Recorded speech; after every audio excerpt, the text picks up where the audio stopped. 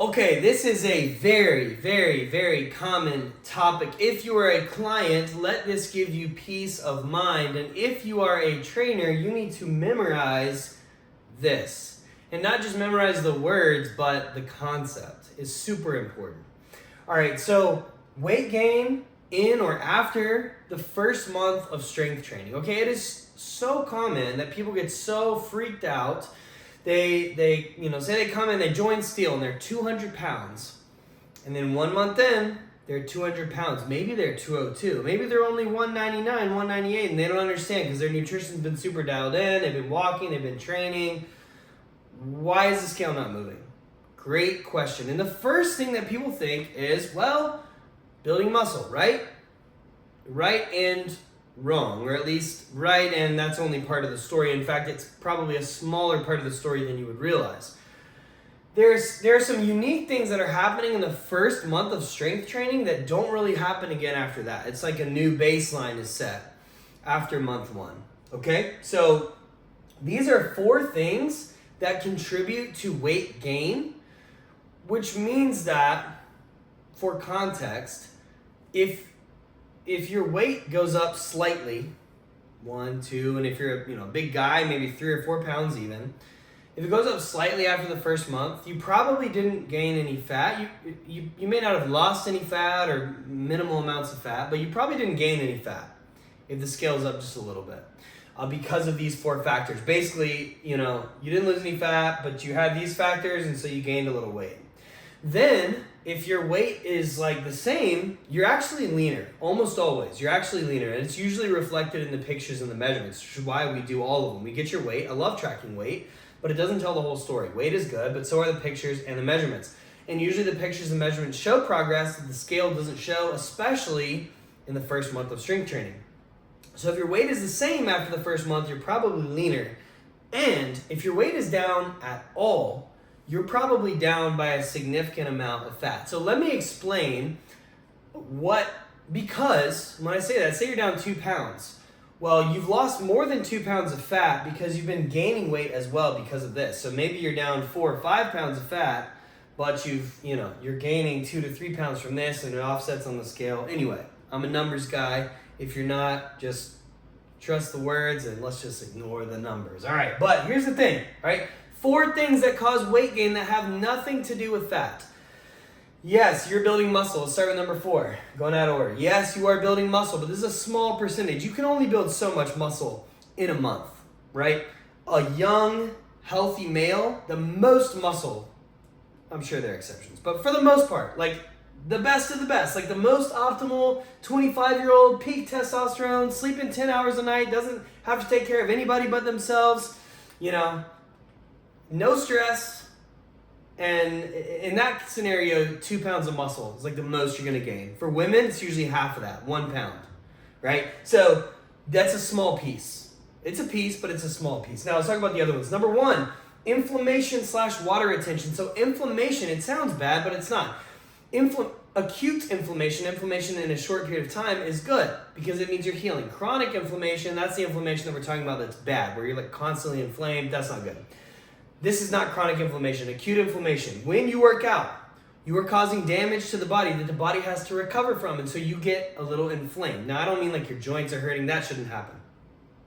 But you notice it on the scale because you retain a little bit more water, and that's just part of the inflammation process. So it's good. It's part of the healing process. It means you're going to recover from your workouts. That's great. And you kind of just establish a baseline. Maybe you gain half a pound, pound and a half, whatever, from this.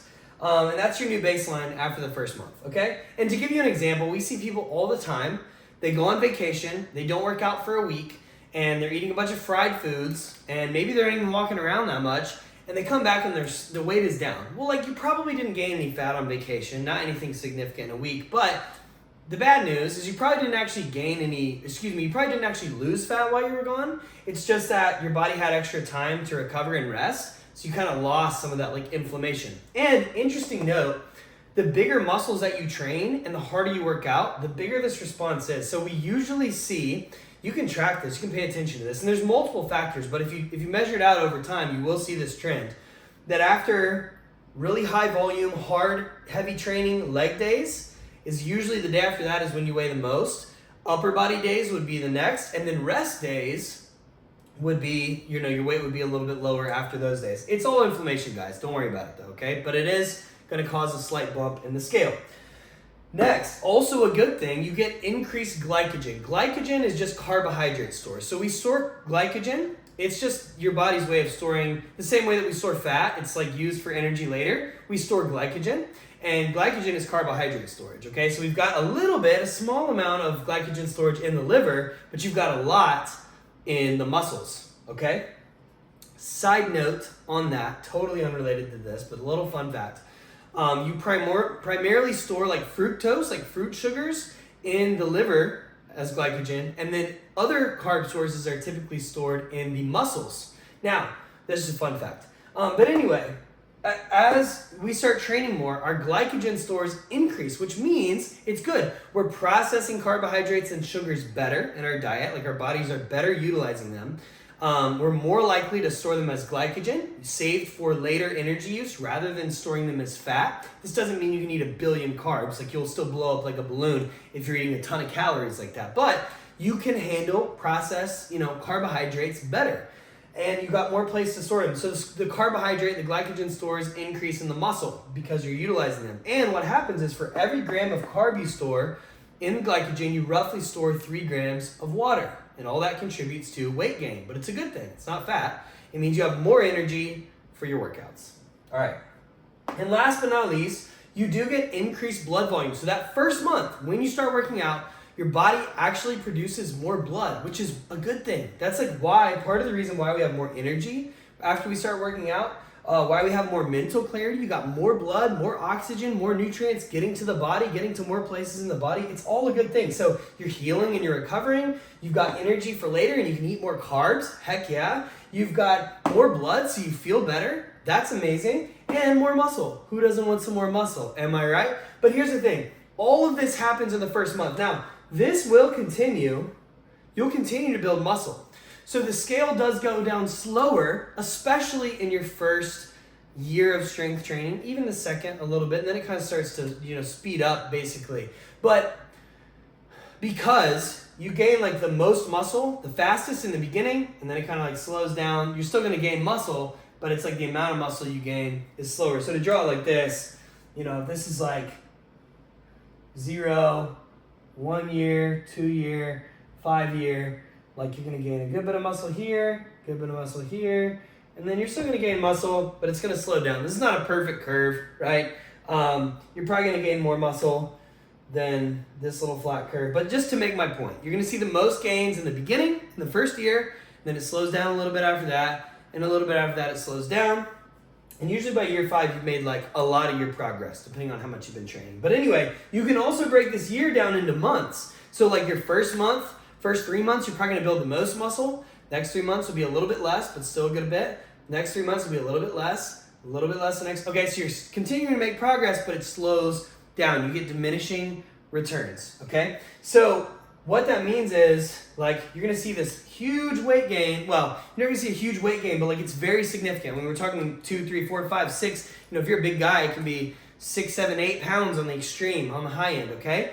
For a petite lady, it might be more like 1 or 2 pounds. And for most people, it's somewhere in between. But this, you're going to see, you need to understand that. So what I tell people is wherever you're at after month 1, that is just your new baseline. Don't freak out about it. Now, if you're up 10, 15 pounds, like, we're like, yo, like, where's the buffet? Because that sounds amazing. You've obviously been hitting it up. Like, we want to know about it. But other than that, like, you're fine. Don't freak out.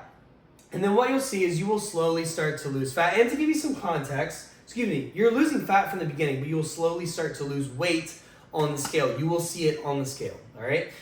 So again, for context, if your weight is up a little bit after the first month, don't worry. And this will show in the pictures and measurements. You've probably maintained fat. You probably haven't gained, you probably haven't lost.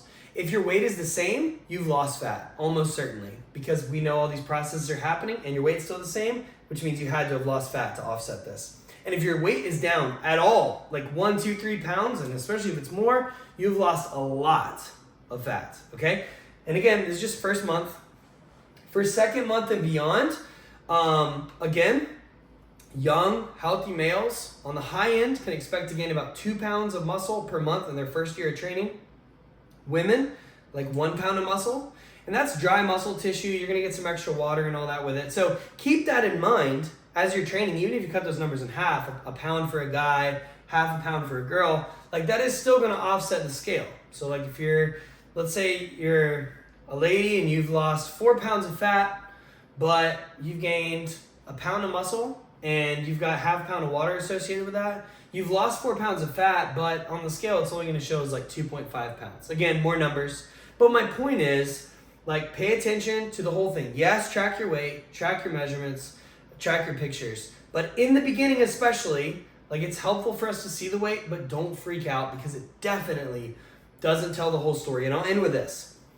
Let's say you're 180 pounds and you're trying to get down to 150. And you know what you looked like at 150.